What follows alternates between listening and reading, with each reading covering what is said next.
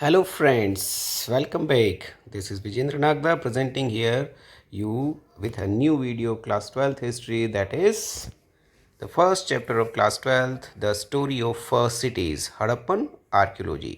आज हम class 12th के फर्स्ट चैप्टर हड़प्पन आर्कियोलॉजी के बारे में पढ़ेंगे, जो कि last year bricks beads and bones के नाम से था। सीबीएसई ने इस साल इसका नाम चेंज कर दिया है। ये चैप्टर का इंट्रोडक्शन आज के इस वीडियो में हम देखेंगे, और उसके बाद के वीडियो में हम इसी चैप्टर के रिलेटेड डिफरेंट सब टॉपिक्स को डील करेंगे। तो स्टार्ट करते हैं आज का ये वीडियो। और इस वीडियो में सबसे पहले एक क्वेश्चन है, why is the civilisation which developed on the bank of river Indus and its tributaries known as the Harappan civilisation. Indus river के किनारे विकसित इस सभ्यता को हड़प्पन सिविलाइजेशन क्यों कहा जाता है? ये एक बहुत बड़ा क्वेश्चन है जो बहुत सारे बच्चों के दिमाग में आता होगा कि ये सभ्यता इंडस रिवर के किनारे डेवलप हुई, लेकिन फिर भी ये हड़प्पन सिविलाइजेशन के नाम से ज़्यादा पॉपुलर है। तो ऐसा क्यों है? तो इन्हीं सब प्रश्नों के उत्तर हम देखेंगे। इस प्रश्न का उत्तर आगे के कुछ स्लाइड्स में आपको मिल जाएगा। तो स्टार्ट करते हैं आज के इस वीडियो के अंदर। और अब जो ये पिक्चर है, इसमें हम आप देख सकते हैं कि पुराने जो शहर ज़मीन के अंदर दब जाते हैं वो विभिन्न तरह के खंडहरों के रूप में दिखाई देते हैं, और उन्हीं खंडहरों को फिर से एक पिक्चर के रूप में दिखाया गया किस तरह उन शहरों में बिल्डिंग्स थी, कैसे नदियों के किनारे नावें चलती थी और सामानों का आना जाना होता था। तो इस तरह के ये सारे शहर थे, लेकिन ये शहर किन्हीं कारणों से ज़मीन के अंदर दब गए। लोगों ने इन शहरों में रहना छोड़ दिया, वीरान हो गए, और ऐसे ही शहरों की ये सभ्यता है जिसको इंडस वैली सिविलाइजेशन या हड़प्पन सिविलाइजेशन कहते हैं। तो हड़प्पन सिविलाइजेशन के जो खंडहर पुरातत्वविदों, आर्कियोलॉजिस्ट और इतिहासकारों को जो मिले हैं वो कुछ इस पिक्चर में दिखाई दे रहे हैं उस की तरह है, जहाँ पर ईंटों की दीवारें हमें दिखाई दे रही, टूटी फूटी ईंटों की दीवारें हैं, और इन्हीं दीवारों के आधार पर इतिहासकारों ने उस इतिहास को पुनर्निर्मित किया है, रिकंस्ट्रक्ट किया है, जो आज के इस चैप्टर में हम पढ़ेंगे। ऐसे बहुत सारे खंडहर विभिन्न स्थानों पर देश के, भारत और पाकिस्तान दोनों ही देशों में मिले हैं, जहाँ पर ये सभ्यता विकसित हुई थी, फलीभूत हुई थी। तो इसी के बारे में हम जानेंगे।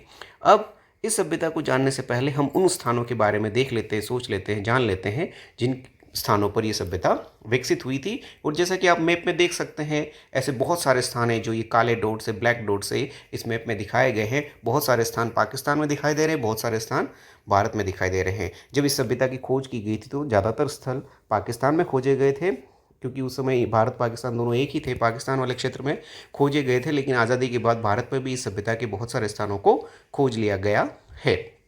अब अगर हम इस सभ्यता के प्रमुख स्थलों की बात करें, तो इस सभ्यता का सबसे पहला खोजा गया स्थल जो कि हड़प्पा है, वो यहाँ पर आप देख सकते हैं रावी नदी के किनारे स्थित है, पंजाब के पाकिस्तान के पंजाब राज्य में यह स्थित है।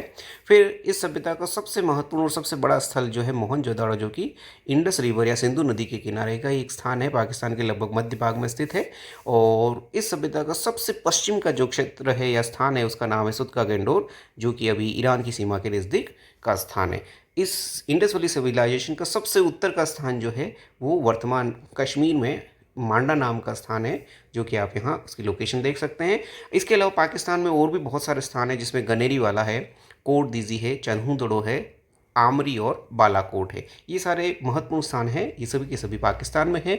जबकि आज़ादी के बाद जो भारत में खोजे गए स्थान हैं उसमें बहुत सारे स्थान हैं, जिसमें प्रमुख यहाँ पर दिखाए गए हैं, जो कि हरियाणा में राखी गढ़ी और बनावली हैं। फिर मीताथल जो कि उत्तर प्रदेश में है, कालीबंगा ये राजस्थान में स्थित है। फिर गुजरात की बात करें तो गुजरात में 4 प्रमुख स्थान इस सभ्यता के हैं, जिसमें कच्छ के अंदर धोलावीरा नाम का स्थान है।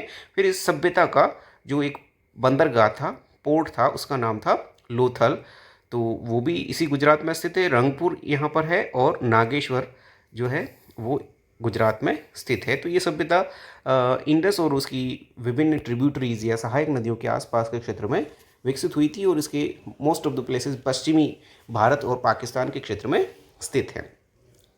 फिर आगे अगर हम देखें तो इस सभ्यता से संबंधित कुछ महत्वपूर्ण बातें, इसका टाइम पीरियड अगर उसको हम समझें तो this civilization is also known as Harappan civilization. और उसका रीज़न अभी आपको पता लग ही गया होगा कि इस सभ्यता का सबसे पहला खोजा गया स्थल जो है हड़प्पा था, और इसी वजह से इस सभ्यता को हड़प्पन सिविलाइजेशन भी कहते हैं। ठीक है, ये सभ्यता का जो समय है, उस समय को अगर हम स्टार्ट करें तो इस सभ्यता का प्रारंभ जो है वो it started flourishing along river Indus in Pakistan at around 2600 BCE। तो ये इस सभ्यता का प्रारंभिक समय है जहाँ से इसकी शुरुआत होती है, और ये सभ्यता उस समय से लेकर 1900 BC तक चली थी। लगभग 700 ईयर्स का पीरियड है जिसमें ये सभ्यता पूरी तरह से विकसित हुई थी। फिर आगे बात करते हैं। ये सभ्यता Harappan civilization was the largest bronze age civilization in the world. विश्व की ये सबसे बड़ी कांस्य युगीन सभ्यता है। ठीक है, ये बहुत इंपॉर्टेंट क्वेश्चन है जो आपको याद रखना है। फिर इसका फर्स्ट साइट जो डिस्कवर किया गया था वो हड़प्पा था। इस सभ्यता से रिलेटेड सबसे महत्वपूर्ण बात ये भी है कि ये पूरी तरह से एक नगरीय सभ्यता थी। It was an urban civilization. Its writing is not deciphered. और इसमें एक महत्वपूर्ण बात ये भी है कि इस सभ्यता में जो स्क्रिप्ट मिली है उसको अभी तक पढ़ा नहीं जा सका है। इट इज़ स्टिल अनडिसाइफर्ड, जो बहुत महत्वपूर्ण है, और इसी की वजह से इस सभ्यता के बहुत सारे रहस्यों का अभी तक हमें पता नहीं लग पाया है। फिर बात करते हैं सभ्यता के अंत की, तो after 1900 BC most of the sites were abandon due to some reasons. अब बहुत सारे शहर इस सभ्यता के 1900 BC के बाद वीरान होने लग गए थे। उसके अलग अलग कारण हैं, कॉन्क्रीट कारण नहीं पता है, लेकिन बहुत सारे कारण हैं। वो कारण हम आगे के वीडियो में देखेंगे। और 1900 के बाद ये सिविलाइजेशन धीरे धीरे जो है वो समाप्त हो जाती है। इसका मेजर पार्ट जो है वो एंड हो जाता है। ठीक है, तो ये बहुत महत्वपूर्ण बातें इस सभ्यता से रिलेटेड है। फिर हम बात करते हैं इस सभ्यता के पीरियड की। तो पीरियड अभी हमने जैसा कि देखा कि ये सभ्यता जो है 2600 BC से लेकर 1900 BC, ये जो है इसका मेन पीरियड है जिसमें ये विकसित हुई थी। फिर अगर इस 700 ईयर्स के पीरियड को हम डिवाइड करें तो this civilization can be divided into 3 parts. इसको 3 पार्ट में डिवाइड किया जा सकता है, और वो इसके 3 पार्ट्स हैं। The first part is the early Harappan civilization, the early Harappan culture, जो कि 2600 BC से पहले की है। उसको अर्ली हड़प्पन सिविलाइजेशन के रूप में जाना जाता है। फिर जो 700 ईयर्स का इसका जो पीरियड है जब ये पूरी तरह से विकसित हो गई थी उसको मैच्योर हड़प्पन कल्चर कहा जाता है, जो 2600 से 1900 BC के बीच में थी। फिर लास्ट अगर हम बात करें कि इस सभ्यता के अंत वाला जो पीरियड है उसे द लेट हड़प्पन कल्चर के नाम से जाना जाता है, जो कि आफ्टर 1900 के रूप में था। तो यहाँ आपको याद रखना है कि this civilization is divided into 3 parts, the early Harappan, the mature Harappan and the late Harappan. ठीक है, चलो इसके बाद आगे हम चलते हैं इस सभ्यता से संबंधित महत्वपूर्ण स्थान के बारे में, उनकी लोकेशन के बारे में। ये बहुत महत्वपूर्ण प्रश्न है जो आता है मैप में भी। एक प्रश्न बार बार पूछा जाता है कि इस सभ्यता से संबंधित स्थान किस जगह पर कौन से राज्य में स्थित है। तो यहाँ पर हम साइड में देख सकते हैं देयर आर 15 प्लेसेस। ये 15 स्थान हैं जो मैप में पूछे जाते हैं जनरली। तो इन 15 ही स्थानों को हमें देखना है। इसमें सबसे पहला स्थान यहाँ पर जो दिखाया गया दैट इज़ कालीबंगा। कालीबंगा राजस्थान में गंगानगर हनुमानगढ़ जो डिस्ट्रिक्ट इन नॉर्थ राजस्थान की, वहाँ पर ये स्थित है। फिर आते हैं लोथल, दूसरा प्रमुख स्थान है जो कि गुजरात में बिल्कुल समुद्र के किनारे खंभात की खाड़ी के पास का एक पोर्ट था, एक बंदरगाह था। राखीगढ़ी की बात करें, राखीगढ़ी जो है ये हरियाणा में स्थित एक स्थान है जो बहुत बड़ा स्थान है इसका। फिर उसके बाद धोलावीरा जो प्लेस है वो गुजरात के कच्छ में स्थित है। रोपड़ जो है ये पंजाब में स्थित है। फिर हड़प्पा की बात करें, हड़प्पा जो है पाकिस्तान में रावी नदी के किनारे का स्थान है। गनेरी वाला जो है वो पाकिस्तान की साइड में एक रेगिस्तान, थार के रेगिस्तान में स्थित स्थान है। चहुदड़ो जो है यहाँ का आर्ट एंड क्राफ्ट का एक प्रमुख स्थान था जहाँ बहुत सारी चीज़ें बनती थी। सुतका गेंडोर जो है वो इस सभ्यता का सबसे पश्चिम का स्थान है जो कि ईरान की सीमा पर स्थित है। मोहनजोदाड़ो इस सभ्यता का सबसे प्रमुख स्थान है, सबसे बड़ा शहर है जो कि इंडस रिवर के किनारे पर ही स्थित है। फिर आमरी और बालाकोट दोनों पास पास के स्थान है जो इंडस रिवर के किनारे ही पाकिस्तान में स्थित है। कोट दीजी जो है वो पाकिस्तान में थार डेजर्ट में स्थित एक प्रमुख स्थान था जो कि इंडस रिवर के पास में स्थित है। फिर रंगपुर जो है वो लोथल के पास स्थित गुजरात में एक स्थान है, और नागेश्वर जो है वो भी गुजरात में समुद्र किनारे का एक स्थान है। तो ये सारे महत्वपूर्ण स्थान हैं जो आपको मैप में याद रखने हैं। ठीक है, ये मैप की दृष्टि से ये बहुत महत्वपूर्ण स्थान है जो आप यहाँ पर पूछे गए।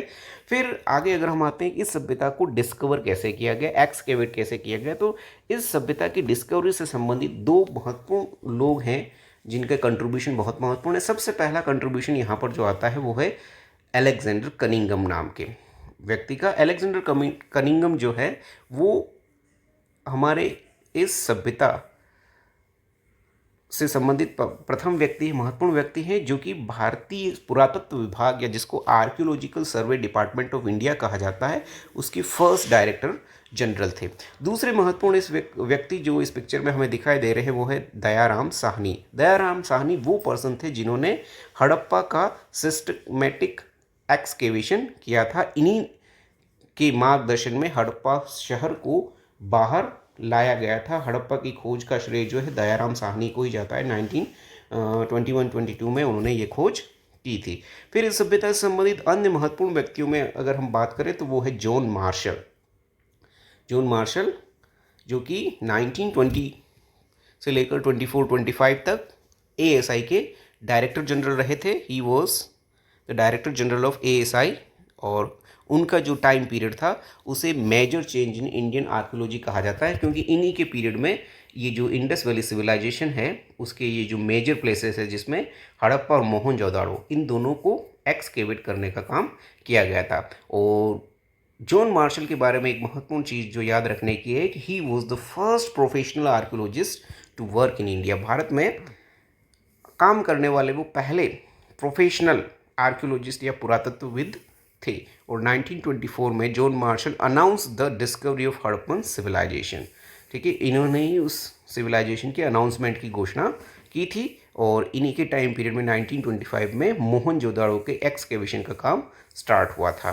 फिर अगले महत्वपूर्ण व्यक्ति की अगर हम बात करें इस सभ्यता को बाहर निकालने में तो उनका नाम है REM विल्हर, जो कि 1944 में ASI के डायरेक्टर जनरल थे। उनके निर्देशन में भी बहुत सारे प्लेसेस इसमें खोजे गए थे और उन्होंने हड़प्पा को फिर से एक्सकेवेट किया था। REM विल्हर ने हड़प्पा को फिर से एक्सकेवेट करके बहुत सारे जो उसकी साइट्स है उनको ढूंढा था। उनको बाहर निकालने का क्रेडिट उनको जाता है।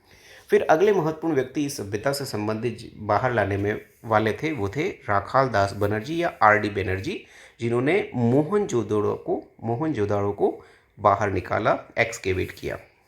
ठीक है, और यहाँ नीचे पिक्चर में हम देख सकते हैं इस सभ्यता से बहुत सारी सील्स मिली हैं। उनकी पिक्चर यहाँ पर देख सकते हैं जिसमें क्लियरली हम कुछ एनिमल्स के पिक्चर देख सकते हैं। बहुत सारी सील्स यहाँ पर फाउंड की गई जिसमें हड़प्पा और मोहनजोदड़ो में मिली है। तो ये जो चार महत्वपूर्ण लोग यहाँ पर हम लोगों ने डिस्कस किए हैं, अलेक्जेंडर कनिंघम, दूसरे थे दयाराम साहनी, तीसरे जॉन मार्शल और चौथे है RD बनर्जी। उसके बाद अगर पांचवें व्यक्ति देखे जाए तो REM विल्हर। तो इन 4-5 लोगों का इस सभ्यता को बाहर लाने में बहुत महत्वपूर्ण योगदान रहा था। और इसी के साथ आज का हमारा ये वीडियो पूर्ण होता है। आशा है आपको बहुत पसंद आया होगा। अब हम इस सभ्यता से संबंधित आगे के जो विभिन्न सब टॉपिक्स हैं उनको लेकर आपके सामने प्रस्तुत होंगे। Thank you for watching my video. Don't forget to like, comment, share and subscribe my channel. Have a nice day to all of you.